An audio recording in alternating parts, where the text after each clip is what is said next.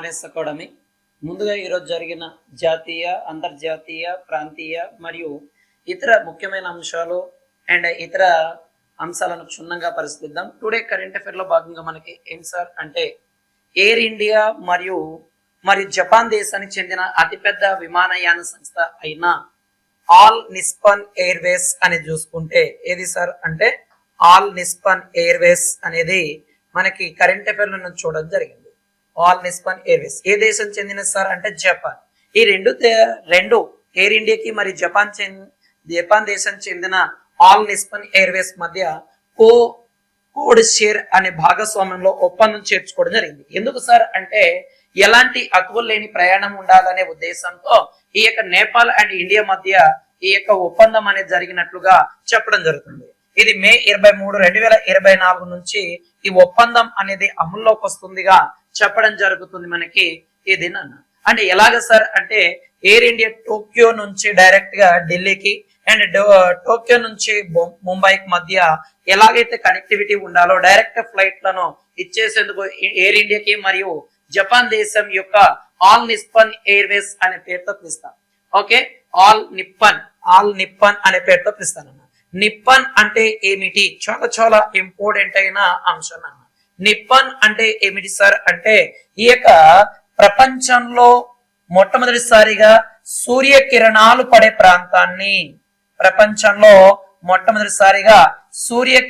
పడే ప్రాంతాన్ని మనం ఏమంటాం సార్ అంటే నిప్పన్. ఇది ఏ భాష పదం సార్ అంటే జపనీస్ భాష పదంగా పిలవచ్చు.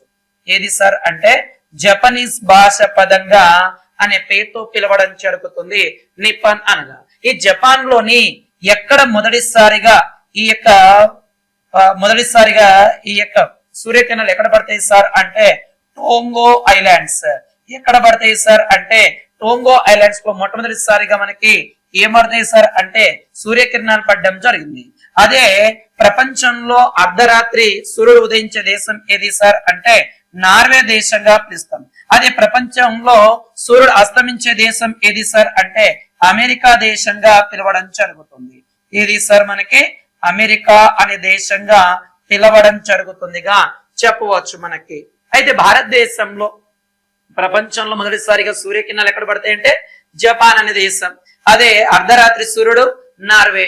అదే అమెరికా దేశంలో ఏమవుతుంది సార్ అంటే సూర్యుడు అస్తమించడం జరుగుతుంది అలస్కా అనే రాష్ట్రంలో చివరగా ఉంటుంది.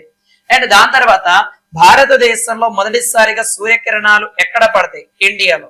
భారతదేశంలో సూర్యకిరణాలు మొదటగా ఎక్కడ పడతాయి సార్ అంటే మనకి ఓకే ఇండియాలోని అరుణాచల్ ప్రదేశ్ ప్రాంతంలో పడతాయి. అరుణాచల్ ప్రదేశ్ లోని డాంగ్ అనే ప్రాంతంలో మొదటగా సూర్యకిరణాలు పడతాయి. భారతదేశంలో సూర్యుడు అస్తమించే రాష్ట్రం ఏది సార్ అంటే గుజరాత్ రాష్ట్రంలో చివరగా సూర్యుడు అస్తమించడం జరుగుతుందిగా చెప్పవచ్చు మనకి. అయితే భారతదేశం యొక్క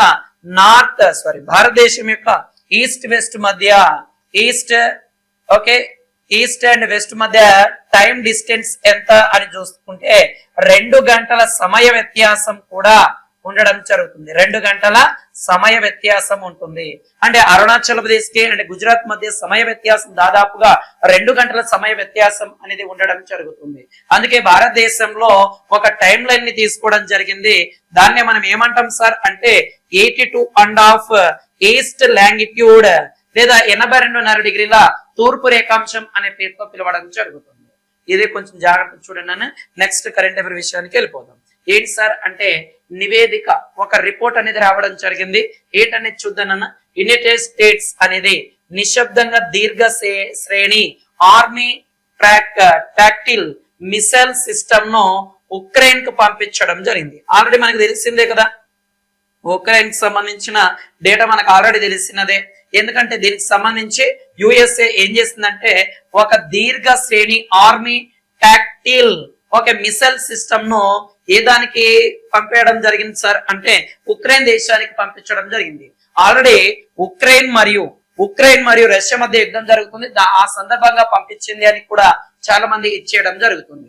అయితే ఈ యొక్క ఆర్మీ దీర్ఘ శ్రేణి ఆర్మీ టాక్టిల్ మిసైల్ అనేది యుఎస్ ఆధారిత ఆయుధ తయారీదారు అయిన లాక్ హీడ్ మార్టిన్ చేత తయారు చేయడం జరిగింది.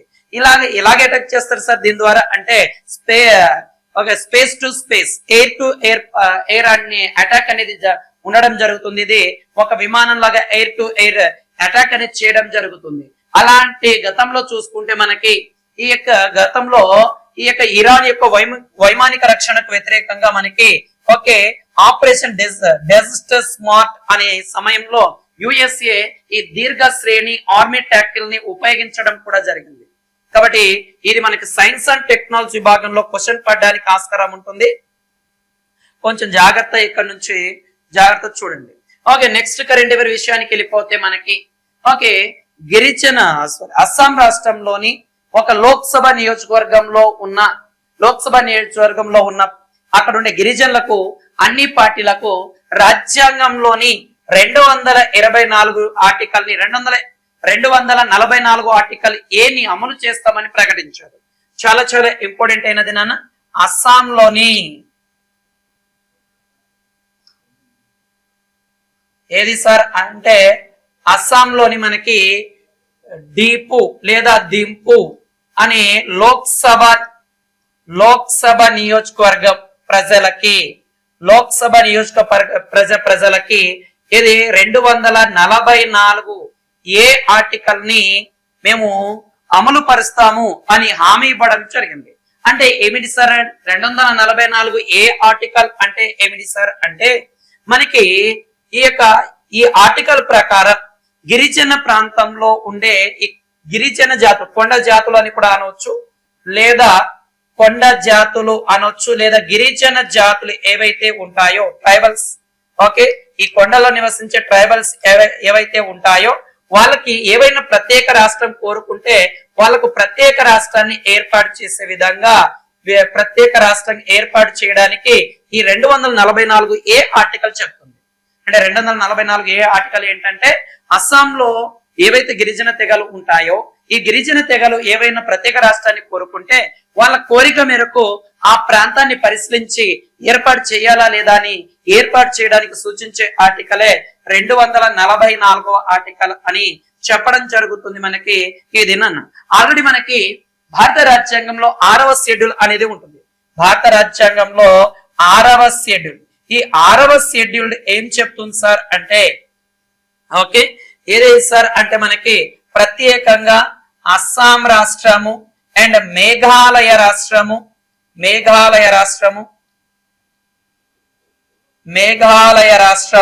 రెండవది త్రిపుర రాష్ట్రము,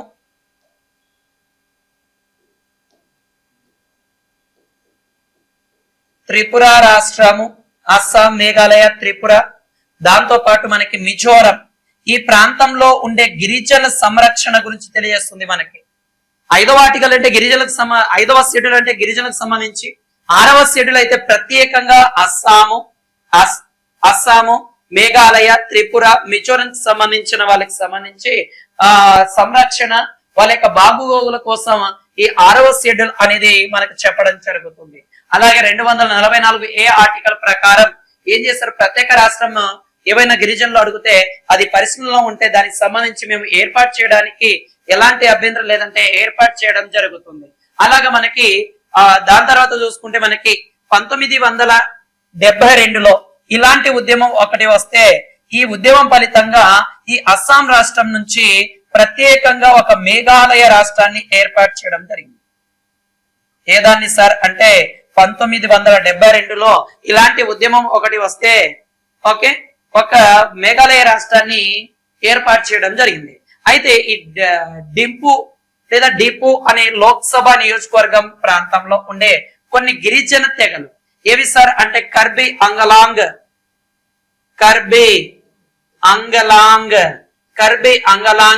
దాని తర్వాత వెస్ట్ కర్బీ అంగలాంగ్ అండ్ డీమా, రెండవది ఏది సార్ అంటే డీమా హాసావో అనే గిరిజన తెగలు మాకు ప్రత్యేక రాష్ట్రం కావాలి అని ప్రపోజల్ చేయడం జరుగుతుంది. అందుకే ఆ లోక్సభను మేము ప్రత్యేక 244 ఏ ఆర్టికల్ ని మేము అమలు చేయడానికి సిద్ధంగా ఉన్నాము అని హామీ ఇవ్వడం జరిగింది. ఇది కొంచెం జాగ్రత్తగా చూడండి.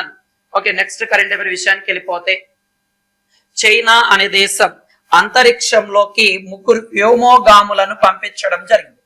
ఏ దేశం సార్ అంటే చైనా. ముగ్గురు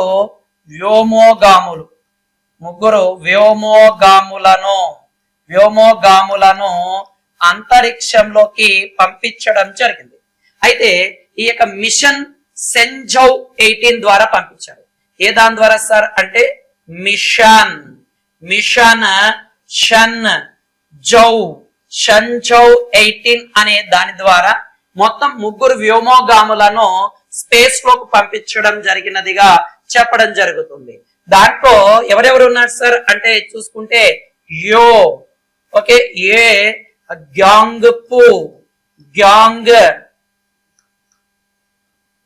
గ్యాంగ్ అనే వ్యక్తి, ఇతని మనకి మిషన్ కమాండర్ గా పనిచేస్తున్నాడు.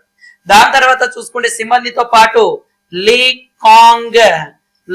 కాంగ్ అనే వ్యక్తి ఉండడం జరుగుతుంది. అదే మూడో వ్యక్తి ఎవరు సార్ అంటే లీ గ్వాంగూస్ అనే ముగ్గురు వ్యోమగాములను ఈ యొక్క చైనా అనేది అంతరిక్షంలో పంపించింది. దాదాపుగా భూమి నుంచి 500 మీటర్ల ఎత్తులో వీళ్ళు ఈ యొక్క అంతరిక్షం సంబంధించిన వాటిని పరిశోధన చేయడం జరుగుతుంది మనకి. అయితే వీళ్ళు ఎక్కడ ఉంటారు సార్ అంటే చైనా యొక్క అంతరిక్ష పరిశోధన ల్యాబ్ లేదా స్టేషన్ అయినా అక్కడే ఉండడం జరుగుతుంది. దీన్ని మనం ఏమని పిలుస్తాం సార్ అంటే టియాగాంగ్ లేదా టియాంగ్ అనే పేరుతో పిలుస్తాం. ఓకే, దీన్ని ఏమని పిలుస్తాం సార్ అంటే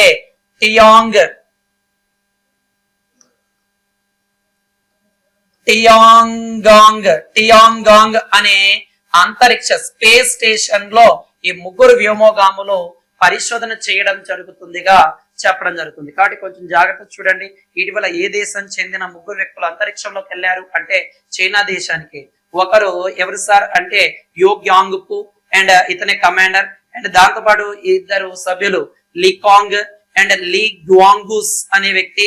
వీళ్ళు ఎక్కడ పరిశోధన చేస్తున్నారు సార్ అంటే అంతరిక్షంలో భూమి నుంచి ఒక 400 మీటర్ల నుంచి 500 మీటర్ల మధ్యలో ఈ టియాంగాంగ్ అనే ప్రాంతం దగ్గర మనకి వీళ్ళు పరిశోధన చేయడం జరుగుతుంది. మనకి దీన్ని స్పేస్ ల్యాబ్ అనే పేరుతో మనం పిలవడం జరుగుతుంది మనకి ఏదేనన్నా. కాబట్టి ఇలాగ మనకి ఖచ్చితంగా క్వశ్చన్ పడడానికి ఆస్కారం ఉంది. ఇది సైన్స్ అండ్ టెక్నాలజీ భాగంలో క్వశ్చన్ పడడానికి ఆస్కారం ఉంది. ఓకే, నెక్స్ట్ కరెంట్ అఫైర్ విషయానికి వెళ్ళిపోతే ప్రపంచ పశు వైద్య దినోత్సవం అనేది మనకి ఏప్రిల్ చివరి శనివారం నిర్వహిస్తారు. ప్రతి సంవత్సరం కూడా ఏప్రిల్ చివరి శనివారం చివరి శనివారం పశు వైద్య దినోత్సవంగా జరపడం జరుగుతుంది. అయితే మనకి దీనికి సంబంధించిన థీమ్ కూడా 2024 థీమ్ కూడా ప్రకటించారు. పశు వైద్యులు అవసరమైన ఆరోగ్య కార్యకర్తలు అనేది థీమ్. ఓకే, పశు వైద్యులు ఆరోగ్యకరమైన ఆరోగ్య కార్యకర్తలు అనే థీమ్ తో దీన్ని ఈ యొక్క 2024 పశు వైద్య దినోత్సవం యొక్క థీమ్ గా చెప్పడం జరుగుతుంది మనకి.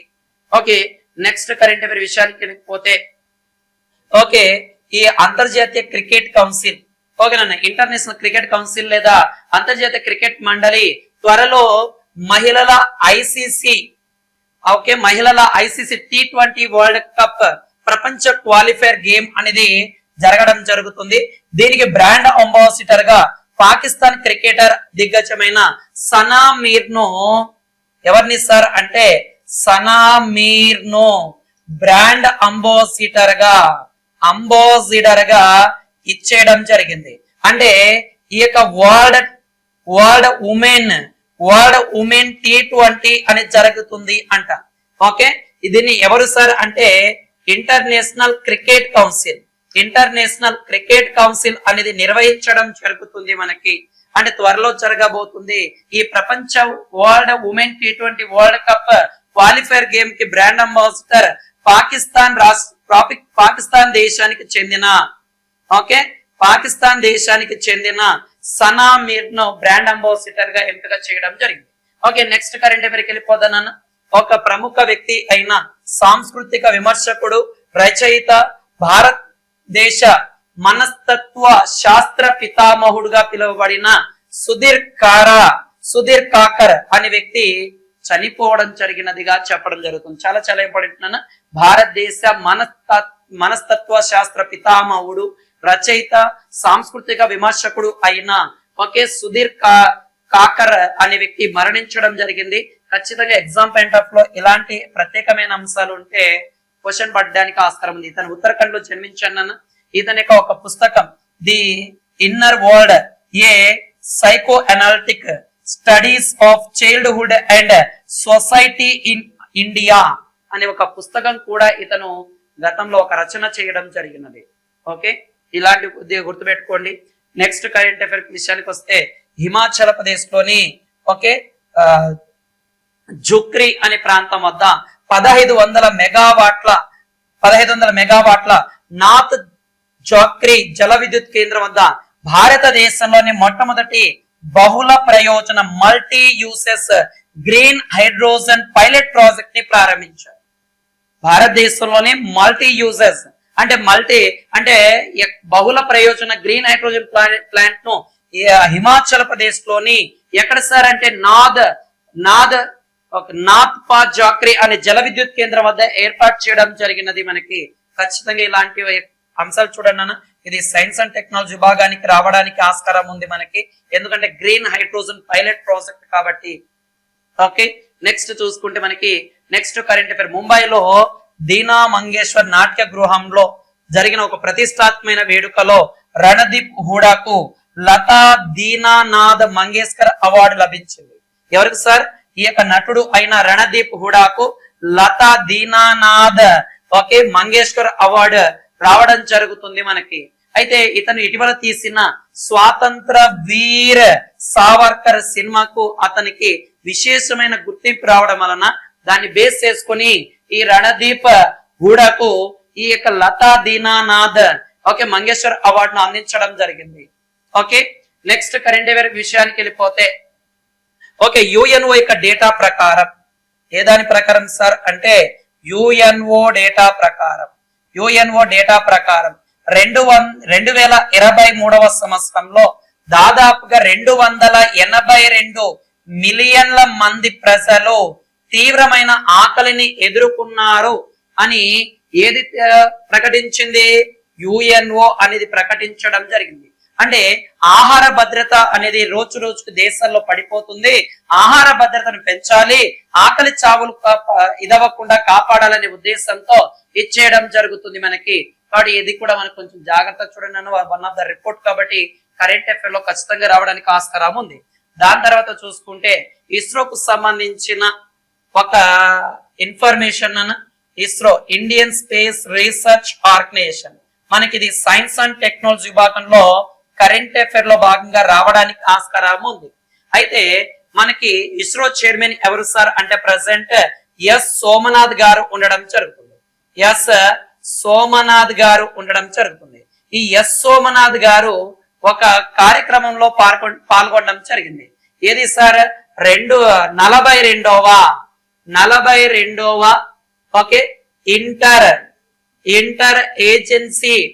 Inter agency space debris coordinate అనే సమావేశం జరగడం జరిగింది. ఏది సార్ అంటే inter agency space debris coordination committee యొక్క సమావేశం అనేది జరుగుతుంది. ఈ కమిటీ లేదా ఈ కమిటీ యొక్క సమావేశం యొక్క ముఖ్యమైన ఇంపార్టెంట్ అంటే ఏంటి సార్ అంటే చెత్తరహిత అంతరిక్ష యాత్ర చేయడం. చెత్తరహిత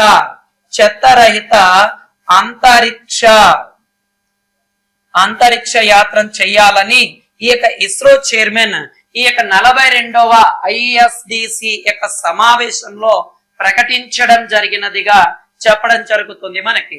ఇది ఎప్పటికి సాధించాలని లక్ష్యంగా పెట్టుకున్నారు సార్ అంటే ఇస్రో 2030 నాటికి ఈ యొక్క చెత్తరహిత అంతరిక్ష యాత్రను చేపట్టాలి అని చెప్పడం జరుగుతుంది.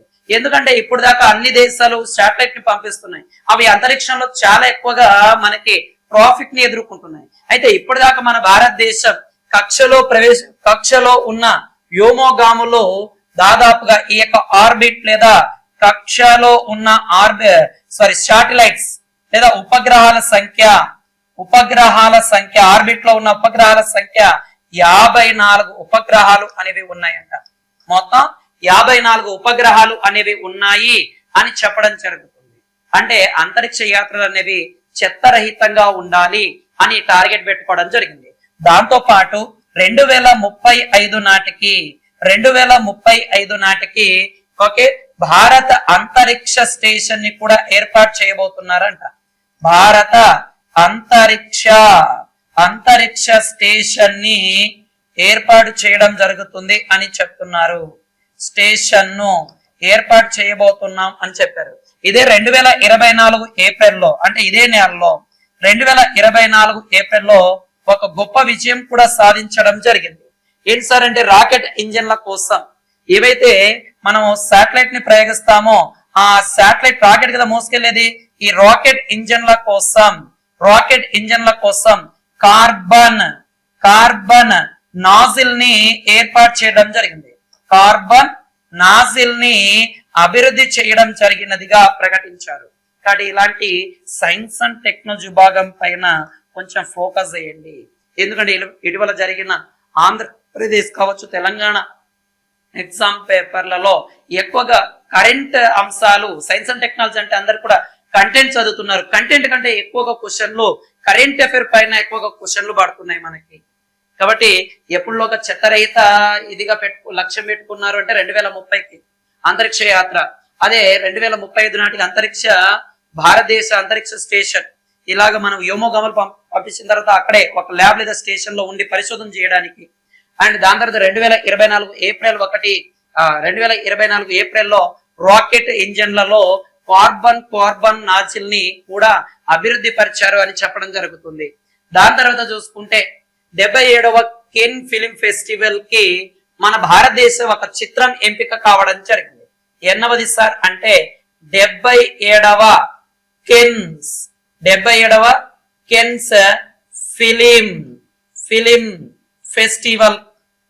ఫెస్టివల్ ఓకే ఫెస్టివల్ అనేది ఎప్పుడు మే 2024 మే 15వ తారీఖు నుంచి 24వ తారీఖు మధ్య ఈ కెన్స్ ఫిలిం ఫెస్టివల్ 2024లో 77వది జరగబోతుంది. అయితే దీనికి భారతదేశం నుంచి one of the movie select అవ్వడం జరిగింది. భారతదేశం నుంచి దాదాపుగా ఒక 2263 మూవీస్లలో ఇండియా నుంచి ఎంపికైన మూవీ ఏది సార్ అంటే సన్ఫ్లవర్.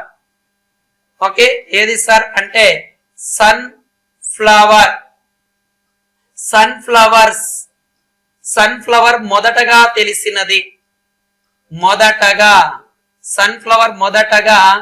తెలిసినది అనే మూవీ ఎంపిక కావడం జరిగింది. దీన్ని ఎవరు తయారు చేశారు సార్ అంటే మనకి ఒక ఐఐటి విద్యార్థి అయిన చిందానంద్ నాయక్ అనే వ్యక్తి ఈ యొక్క మూవీని రచించడం జరిగినది. కాబట్టి 77వ కెన్స్ ఫెస్టివల్స్ అనేవి మనకి జరగబోతున్నాయి మే 15 నుంచి 24వ తారీఖు వరకు. దీని నుంచి ఇండియా నుంచి ఒక మొదటిసారి ఒక చిత్రం ఎంపిక కావడం జరిగింది. సన్ఫ్లవర్ అనే మూవీ మొదటగా తెలిసినది అనేది చిందానాయక్ అనేది చూసుకుంటే ఈ మూవీకి సంబంధించిన క్వశ్చన్ అనేది పడడం జరిగింది. ఓకే నెక్స్ట్ కరెంట్ అఫైర్ చూసుకుంటే ప్రపంచంలోనే అతిపెద్ద ఎలక్ట్రికల్ ట్రిబుల్ వాట్ మార్కెట్ గా ఏది సార్ భారతదేశం చైనాను అధిగమించడం జరిగింది. చాలా చాలా ఇంపార్టెంట్ అయినది నిన్న మనకి ఎలక్ట్రికల్ త్రీ వీలర్ విక్రయంలో చైనాను భారతదేశం అనేది దాటింది. అంటే ప్రపంచంలోనే అతిపెద్ద ఎలక్ట్రికల్ త్రీ వీలర్ మార్కెట్ గా ఓకే ఏది సార్ భారతదేశం చైనాను అధిగమించినట్లుగా ప్రకటించడం జరిగింది. చాలా చాలా ఇంపార్టెంట్ అన్న. ఇది కూడా మనకి ఎలక్ట్రికల్ వెహికల్ కాబట్టి సైన్స్ అండ్ టెక్నాలజీ విభాగంలో క్వశ్చన్ పడడానికి ఆస్కారం ఉంది. ఓకే సైన్స్ అండ్ టెక్నాలజీ విభాగంలో డైరెక్ట్ క్వశ్చన్ ఎలా అడుగుతాడంటే ప్రపంచంలోనే three wheeler vehicle electrical vehicle లో భారతదేశం మొదటి స్థానంలో ఉంది. అయితే ఏ దేశాన్ని అధిగమించి వచ్చింది అంటాడు. ఓకే చైనాను అధిగమించి రావడం జరిగింది. దాని తర్వాత డిఆర్డిఓ ఒక కొత్తగా ఒక బుల్లెట్ ప్రూఫ్ జాకెట్ ని కనుగొనడం జరిగింది. DRDO defence research development organization defence research development organization. ఇది ఏం చేస్తుంది సార్ అంటే అత్యంత తేలికపాటి బుల్లెట్ ప్రూఫ్ జాకెట్ ని తయారు చేయడం జరిగినదిగా చెప్పడం జరుగుతుంది. మనకి దీని యొక్క సాంద్రత కూడా చాలా తక్కువగా ఉంటుంది. చాలా తేలికైన బుల్లెట్ ప్రూఫ్ ను ఎవరు తయారు చేస్తారు సార్ అంటే DRDO తయారు చేయడం జరిగినదిగా చెప్పడం జరుగుతుంది మనకి. ఓకేనా? దాని తర్వాత చూసుకుంటే మనకి ప్రెసెంట్ ఈ DRDO యొక్క చైర్మన్ ఎవరు సార్ అంటే సమీర్ వి కామత్ గారు ఉండడం జరుగుతుంది. ఎవరున్నారు సార్ అంటే సమీర్ వి కామత్ గారు DRDO చైర్మన్ గా ఉన్నారు. ప్రెసెంట్ డిఫెన్స్ మినిస్టర్ గా ఎవరు ఉన్నారు సార్ అంటే రాజ్నాథ్ సింగ్ గారు ఉండడం జరుగుతుందిగా చెప్పవచ్చు. అండ్ రాజ్నాథ్ సింగ్ గారు ఉండడం జరుగుతుంది మనకి ఇది నాన్న. కాబట్టి కొంచెం జాగ్రత్త ఇలాంటి అంశాల పైన. ఇది కూడా సైన్స్ అండ్ టెక్నాలజీ భాగంలో రావడం జరుగుతుంది. DRDO ఒక కొత్త డిజైన్ ని అత్యంత తేలికపాటి బుల్లెట్ ప్రూఫ్ జాకెట్ ని తయారు చేయడం జరిగినదిగా ప్రకటించడం జరిగినది. దాని తర్వాత నెక్స్ట్ కరెంట్ అఫైర్ నాన్న. భారతదేశ ఔషధ ఎగుమతులు అంటే 2023-24 ఆర్థిక సంవత్సరంలో $28 బిలియన్ చేరుకున్నట్లుగా ప్రకటించారు. ఈ గత సంవత్సరంతో పోలిస్తే 10% పెరుగుదల సూచించడం జరిగినది. అంటే ఔషధ ఎగుమతుల్లో భారతదేశ $28 బిలియన్ చేరింది. అయితే ఇది గత ఆర్థిక సంవత్సరంతో పోల్చుకుంటే ఇది 10%. కానీ మొత్తం ఎగుమతుల్లో క్షీణత 3% ఉన్నప్పటికీ ఔషధ రంగం స్థితిస్థాపక కొనసాగుతుందిగా చెప్పడం జరుగుతుంది. అయితే భారతదేశంలో ఈ తయారైన ఔషధ ఎగుమతులు ఎక్కడెక్కడికి ఎగుమతి అవుతున్నాయి అంటే ఒకటి America means United states of America. రెండవది చూసుకుంటే మనకి యునైటెడ్